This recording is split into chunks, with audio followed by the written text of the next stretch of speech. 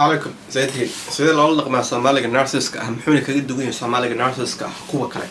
Soomaalida waxay isticmaalaan narcissiska diinta dhaqanka soo waxa gartana sababta waxaan nahay dad community yani isku xiran ah waxa weeye dad waxaan magaras inta badan qeyle badan hadal badan buuq badan soo waxa gartana maanta marka waxaan burburinay oo aan si fiican u qeexaya sida dadkan aan iskaga difaaci karto iyo sida ay u isticmaalaan dhaqanka iyo diinta iyo magartay bulshada magaranaysa marka insha Allah qoobka shaax soo qaada birta ka asleena sidee aad u qeexi kartaa Soomaaliga markuu yahay ama qofka shakhsiga Soomaaliga ah inta badan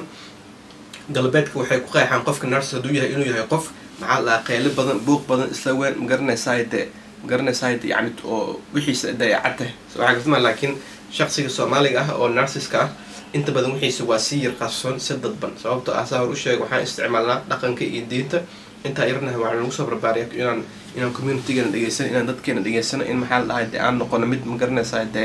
adeeca dadka waaweyn dadka aan ku hadal celin dadka aan magaranaysaa la buuqin soo waxa gartama dadka magartahay ka weyn inuu magaranaysaa ixtiraamu qadariyo soo waxaan kaloo inta badan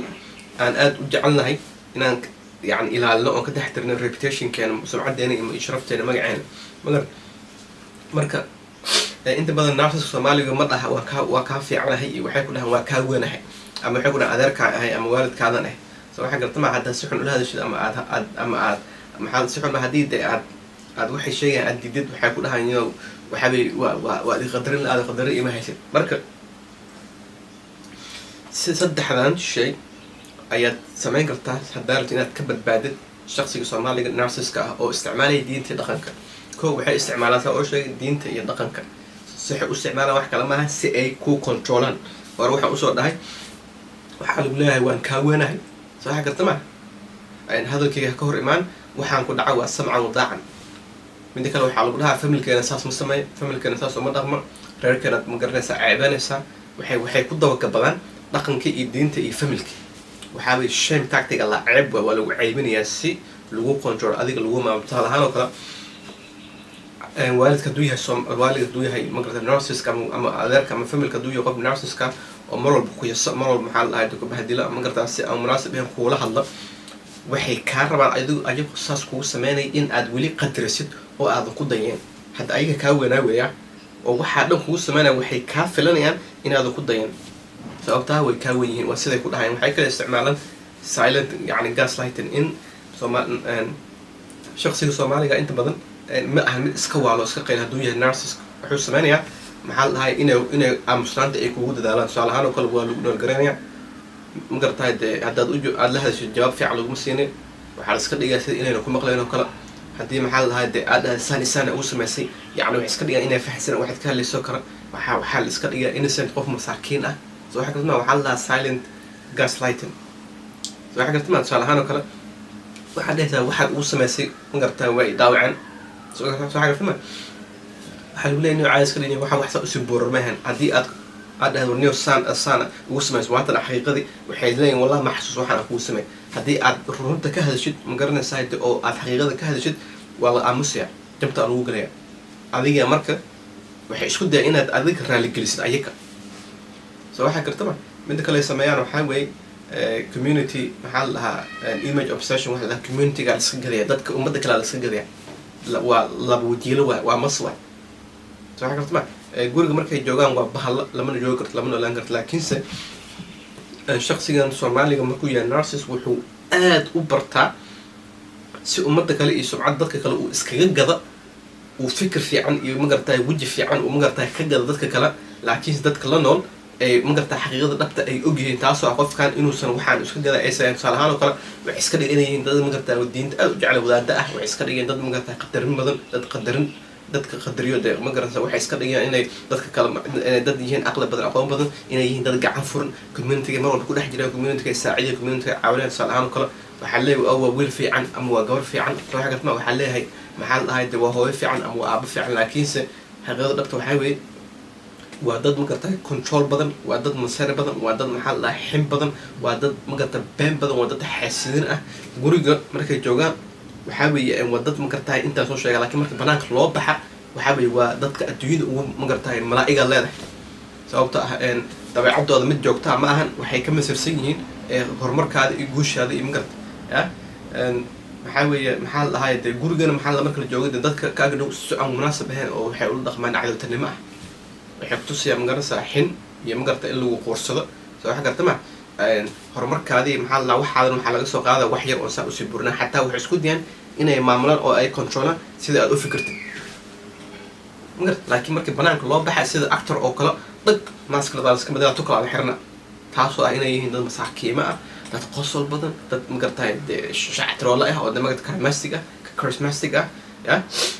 dad magartahay dadka jecel inay caawiyaan soo waxay tusaale ahaan oo kale hadduu waalidka ama aabaha u yahay narcis wuxuu leeyahay ama hooyada oo maasha allah wiilkay waa kana aad baan ugu faanaa wallahi wiil khatar waaye oo magarta maasha allah ah ama naagteed waa maasha allah naag caadi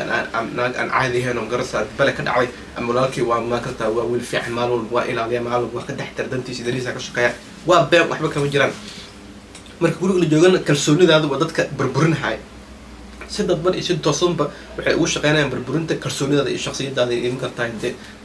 self esteemkaada marka sababta aan lagu aaminayna waxaa weeye markii sooaala kale cuniga ama magartahay de wiilka ama gabarta ama xaaska ama ninka odayga uu ka hadlo dhaha war waxaan maxaa la dhahay dee waxaaba qofkan waxaan moodeen ma aha ya dadka kala difaacayo aamina oo war saas ma aha wallahi billahi walaalka waa nin fiican aabaha waa aaba fiican hooyada waa magarta islaan aan caadi ahayn waa naag diinta aad u jecel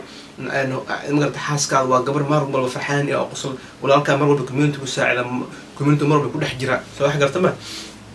maybe adiga la arkaa ni inaad qaldanta maybe inaad fahmina la arkaa oo hadalkooda loosha kugu dhac maybe adiga wax kaasi maybe asxaan malihid maybe awaal madin maybe adiga ah qof aan dadka qadarin oo aan qadarin dadka u ahayn waalidkaada iyo walaalkaa iyo magarta xaaskaada iyo odayga magarta aan qadari u ahayn sababta ah dadka waxay ka gadeen fikir fiican magarta muuqaal fiican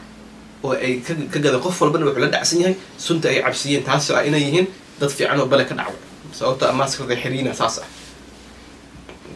runtaadu waxaa ka weyn beenta dadka ay ka gadeen beentaasoo ah wejigooda iyo sawirkooda marka waxaa laga inaad dhahdid inaad iska aaminsido isku cabiriso wix maadaama aan lagu dhegeysan lagu aaminaynin adigoo rajo kunool noqonayo dhahay maybe way isbedeli doonaan maybe way degi doonaan maybe stress ahay maybe dhibkaani waxaan igu hayaan wuu tegi doonaa soo waxaa gartma laakiin dhaqanka iyo dabeecadda shaksiga narcissiska ah isma bedela wuu un qoraa un especially markuu ogyahay in aan lala xisaabtamin in wax aan la weydiinayn soo waxaa gartma dhibka iyo dhibaatooyinka ay keenaan waxaa weeye mid maskixiyan ama nafsiyan qofka u dhaawac tusaale ahaan oo kale wuxuu kugu abuuri karaa shaki walwal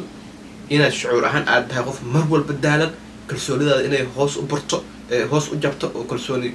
jab uu kugu dhaca qabkaada inuu jabo soo waxaa inaad dareentid guilty yani inaad qofkaan aad xumaysay oo kale soo waxa garta ma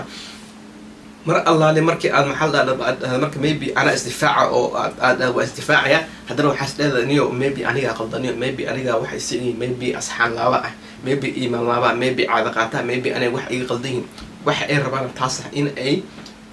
naftaada ku furaan tashuush marka haddii mar ay tashuush naftaada ku furaan oo adiga aad su-aal isweydiisad khalaas waa kuu dhamaatay way guulaystay faacadma lixdan shay ayaa samayn kartaa haddii aartana isbadbaadisid oo aad isdifaacdid lixdan shay ayaad samayn kartaa shay ugu horeeyo emotional detachment waxaa inaad shucuurtaada aad ka goysid